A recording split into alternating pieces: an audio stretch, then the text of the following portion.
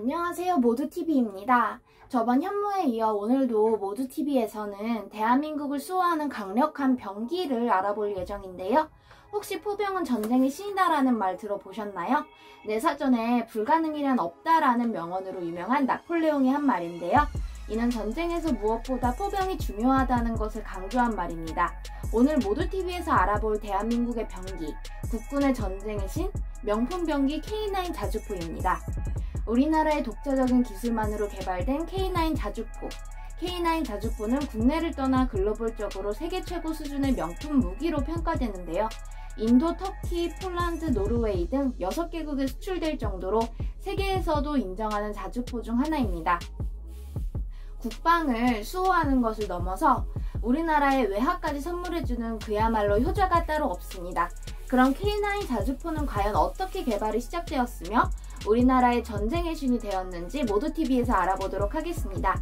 밀리터리 전문서적 2018에서 2019 한국군 무기영감의 내용에 따르면 K9 자주포는 당시 K55 자주포보다 강력한 성능의 최첨단 자주포를 원하는 육군의 니즈를 반영하기 위해 만들어졌다고 전해집니다. 현재는 생산이 종료되었지만 당시 K55 자주포는 21세기 전장 환경에서 운용하기에는 화력, 기동력, 방어력이 부족했기 때문이죠. 이에 우리군은 새로운 개념의 강력한 자주포 시스템의 제작을 요구했고 국방과학연구소가 사업관리와 전체적인 개념 연구를 진행했습니다. 개발이 본격화하자 K55 자주포를 면허 생산하고 있던 한화디펜스가 K9 자주포의 주 계약자로 선정돼 본격적인 개발에 들어갔고 이후 K9 자주포는 1989년부터 개발을 시작해 모태가 되는 XK9을 탄생시켰습니다. 이러한 탄생 과정을 거쳐 현재 K9 자주포는 현재 대한민국 영토 보호의 1등 무기체계로 쓰이고 있으며 국내 사용을 넘어 세계 최고 수준의 명품으로 인정받으며 해외로까지 수출이 계속 이어지고 있습니다. 지금까지 K9 자주포를 수입한 대표적인 나라는 인도, 터키, 폴란드, 노르웨이 등 6개국입니다. 특히 유럽에서는 무기 명가로 불리는 독일까지 제치고 자주포 시장을 선점하고 있죠. 특이하게도 이 수출용 K9 자주포에는 내수용과 분명한 차이가 있는데요. 바로 추가적인 옵션이 설치되어 있다는 점이죠. 수출용 K9 자주포에는 무려 에어컨이 탑재되어 있습니다. 이는 수입을 원하는 국가들의 기후적 상황을 고려하여 설치한 옵션인 것이죠. 현대, 기아에 이어 자주포 또한 우리나라의 투철한 서비스 정신이 깃들어 있지만 공짜는 아닙니다. 자동차를 구매할 때도 옵션에 따라 성능과 가격이 달라지는 것처럼 자주포도 비슷합니다. 업체 관계자에 따르면 국가별로 요구하는 성능의 차이가 있다. 주문 사항에 따라 들어가는 사양이 달라진다고 말했습니다. 한국군의 K9 자주포에 에어컨이 설치되어 있지 않은 이유는 저렴한 단가를 위해서 에어컨 옵션을 선택하지 않았기 때문이죠. 불철주야 나라를 위해 노력하는 군인들을 위해 에어컨 하나 정도는 괜찮았을 것 같은데 이 부분은 조금 아쉽습니다. 어쨌든 세계에서 이렇게까지 K9 자주포를 원하는 이유에는 바로 그 뛰어난 성능 덕분이겠죠. K9 자주포의 차체는 고강도 강판으로 제작되어 있습니다. 화력 전투를 위한 긴 사거리, 실시간 신속함, 집중 화력 제공을 위한 빠른 발사 속도 등 우수한 성능을 갖추고 있으며 무려 1000마력이라는 극대화된 기동성, 40km 정도의 최대 사격거리를 보유, 급속 발사되는 15초 이내에 초탄을 발사할 수 있을 정도죠. 또 K9 자주포의 가장 큰 장점은 변수 대처 능력에 있는데요. 사격 후 신속한 진지 변환이 가능하고 기동성 및 생존성이 뛰어난 장비들을 다수 탑재하고 있습니다. 나토의 규격을 적용하여 환경이 다른 여러 국가들의 요구사항을 충족하는 맞춤형 옵션으로 주문 제작하여 사막에서 설원까지 다양한 작전 환경에서 운영이 되고 있죠. 그야말로 어디서든 맡은 일을 척척 해내는 만능 자주포라는 찬양을 듣고 있습니다. 이 외에도 K9 자주포는 나토 규격의 155mm로 호환이 가능합니다. 화력 전투를 위한 사거리를 사격도 가능한데요. 아주 먼 거리에 있는 적의 진지를 초토화시킬 수 있을 정도의 화력과 사거리를 가질 수 있다는 말이죠. 또한 급속 발사 시 15초 이내에 포탄 3발을 발사할 수 있으며 분당 6발에서 8발 사격이 가능합니다. 신속한 재장전은 타국의 자주포들과 비교했을 때 월등한 성능으로 분당 6발이 너무 느린 것은 아닌가라고 생각할 수 있지만 자주포는 전차와 달리 적의 포화를 정면에서 받지 않으며 멀찍이서 여러 대가 포격을 가하는 경우가 대부분이기 때문에 한 대당 15초에 한 발이면 매우 빠르게 화력을 투사할 수 있는 것입니다. 진지에 포격이 날아오는데 여유롭게 짐 싸서 도망칠 시간 따위는 없습니다. 여러 발의 차탄이 30초 내에 다시 떨어지고 이게 6분간 지속된다면 적의 병력과 물자에 큰 피해를 입힐 수 있게 됩니다. 그럼 멀리서 때리니까 가까이 붙으면 되는 거 아니야? 라고 생각하실 수 있을 겁니다. 하지만 K9 자주포는 생존성도 뛰어납니다. 무겁지만 방호력이 우수한 강철 장갑재를 적용해 10m 위에서 터진 고폭탄의 포감이다.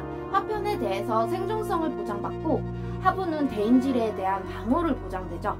즉 소총 같은 개인 화기 수준의 화력이나 파편 등 자주포에 대한 대부분의 위협은 거의 완벽히 보호해냅니다. K9 자주포는 머리 또한 비상한데요. 자주포의 내부에는 자동 장전 장치와 형상된 탄도 계산 컴퓨터가 잘 갖춰져 있어서 다수의 포탄을 한 탐착점에 명중시키는 MRSI 성능이 무시무시한데요. 15초에 3발, 급속사가 가능한 K9 자주포의 기능은 숙련된 포관원의 기술이 뒷받침되어 준다면 적들에게 그야말로 폭탄비를 내리게 만들 수 있는 능력인 것이죠. 그리고 이 정도 이상의 MRSI 성능을 뽑아내는 자주포는 전 세계적으로도 손에 꼽을 정도로 적다는 사실. K9 자주포와 동급의 궤도형 자주포는 독일의 PGHG청과 영국의 브레이브 아트, 러시아의 엠스타밖에 없습니다. 이들 장비와는 성능에서도 크게 뒤처지지 않지만 가격대 성능비 가성면에서 K9이 크게 우세하다는 게 장점이죠. 한국군은 K9도 비싸다고 할 지경인데 다른 자주포들은 이보다 훨씬 비쌉니다. 영국군은 독일한 성능의 자주포를 개발하다 예산 문제로 개발을 중지할 정도였죠. 심지어는 천조국 미국의 팔라딘 A6와 비교해서는 최대 사거리 56km 사거리, 기동력, 장전 속도에서 압도적인 능력을 가지고 있습니다. 또한 K9 자주포는 2013년 성능 개발 사업이 가결되며 훌륭한 성능을 더욱 완벽하게 개량, 윈도우 그래픽 기반 사격 통제 장치로 디지털 지도 및 전자식 교본과 같은 새로운 기능을 개선하고 전자식 시한신관 장입 비화에 연동 기능을 추가하여 신형 포탄을 탑재할 수 있도록 개량하였습니다. 이후 개량된 K9A1 자주 곡사포는 2018년 8월 22일부터 포천에 배치되면서 실전 배치가 이루어짐과 동시에 바로 K9A2 자주포 계획에 관한 연구도 착수되기 시작하면서 완벽에 더 완벽을 가하고 있습니다. 이는 연평도 포격 사태를 겪으며 북한의 갱도 포병에 대한 신속한 대응 및 조기 제압 능력이 요구되었기 때문인데요. 한국군은 추세에 뒤처지지 않고 국내 필요를 위해 자동화 화포 기술을 확보하기로 결정했습니다. K9A2를 개발, 2027년 이후 전력화될 예정입니다. 선도용 핵심 기술 개발 사업을 통해 고반응 원격 자동화 화포 시스템에 대한 연구 개발을 수행하고 있습니다. 이러한 개량들이 적용되면 시뮬레이션 결과상 성능이 무려 2배에서 3배 정도 향상된다고 예측되었으니 북한군한테는 정말 무시무시한 위협이 아닐 수 없겠네요. K9은 성공적인 해외 판매량을 기록하고 있습니다. 또 가지고 있던 여러 가지 장점을 보완하면서 우리나라 국군에게는 없어서는 안 될 전쟁의 신이 되어가고 있죠. 또 K9에게는 마치 악어새와 같은 동료가 있는데요. 바로 K10 탄약 보급 장갑차입니다. 자주포에 있어서 가장 위험하고 취약한 시간은 바로 탄약을 보급받는 동안이죠. 탄약 보급을 받는 동안은 자주포가 꿈쩍도 할 수 없는 데다가 적의 포병 사정거리 내에서 사격해야 할 경우 사람 손으로 포탄과 장약을 보급하는 것은 여러모로 극히 위험합니다. 그러나 K10이 있다면 비록 포탄이 쏟아지더라도 비교적 안전하게 최단 시간에 포탄과 장약을 K9에 보급해 줄 수 있습니다. K9의 뒤쪽으로 가서 이송장치를 포탑에 결합시키기만 하면 기계가 알아서 자동적으로 포탄과 장약을 K9에 보내주기 때문이죠. 현무편에서도 이야기했지만 모두TV는 뛰어난 무기를 가지는 것은 곧 뛰어난 방어수단을 가지는 것이라고 생각합니다. 국방력 강화를 위해 노력하고 있는 우리의 국군. 그리고 나라를 수호하기 위해 불철주야 노력하는 장병 여러분들에게 모두 TV는 무한한 감사를 드립니다. 이상 모두 TV였습니다. 시청해주셔서 감사합니다. 구독, 좋아요 부탁드리고 여러분의 의견을 댓글로 적어주세요.